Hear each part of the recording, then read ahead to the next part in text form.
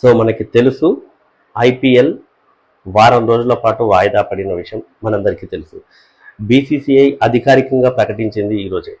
ఎందుకంటే అంతకుముందు ఆల్రెడీ ధర్మశాలలో పంజాబ్ ఢిల్లీ మధ్య జరిగిన మ్యాచ్ను బ్లాక్అవుట్గా ప్రకటిస్తూ, అంటే బ్లాక్అవుట్ చేయడంతో, అంటే లైట్లు మొత్తం ఆఫ్ చేసి స్టేడియంలో ఉన్న అభిమానులందరినీ బయటికి పంపించిన తర్వాత ఆ మ్యాచ్ను రద్దు చేశారు.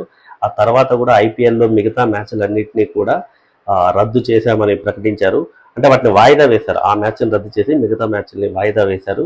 ఎందుకు అనేది మనందరికీ తెలుసు. సరిహద్దు దగ్గర జరుగుతున్నటువంటి ఉద్రిక్త పరిస్థితుల కారణంగా దాయాది దేశం కవ్వింపు చర్యలకు పాల్పడితే దానికి గట్టిగా కౌంటర్ ఇస్తూ ఇప్పటికే భారత జవాన్లు మన సత్తా ఏంటో చూపిస్తున్న క్రమంలో ఎక్కడా ఎటువంటి సంఘటనలు జరగకుండా ఉండడానికి క్రికెటర్ల భద్రత, విదేశీ క్రికెటర్ల భద్రత, వీటన్నిటిని దృష్టిలో పెట్టుకొని ఐపీఎల్ను వాయిదా వేయటం జరిగింది.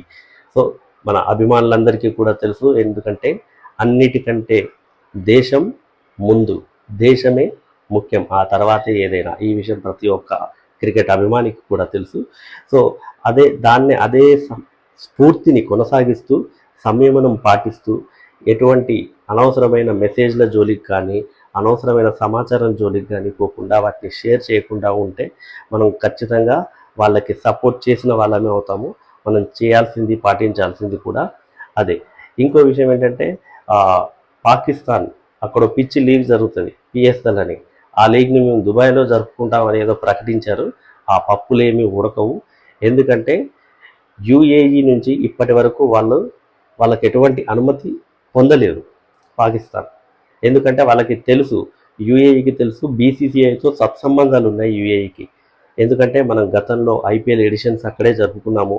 రీసెంట్గా ఐసీసీ ఛాంపియన్స్ ట్రోఫీలో కూడా ఇండియా ఆడే మ్యాచ్లు మొత్తం దుబాయ్లోనే జరిగాయి. సో ఇంత మంచి సత్సంబంధాలు ఉన్న తర్వాత ఏమాత్రం రిస్క్ తీసుకోరు. యుఏఈ ఏమాత్రం రిస్క్ తీసుకోదు పాకిస్తాన్ క్రికెట్ని అలో చేసి. అన్నిటికీ మించి మనకు తెలుసు ఐసీసీ ప్రెసిడెంట్ జైషా, ఐసీసీ కార్యాలయం కూడా హెడ్ ఆఫీస్ దుబాయ్లో ఉంది.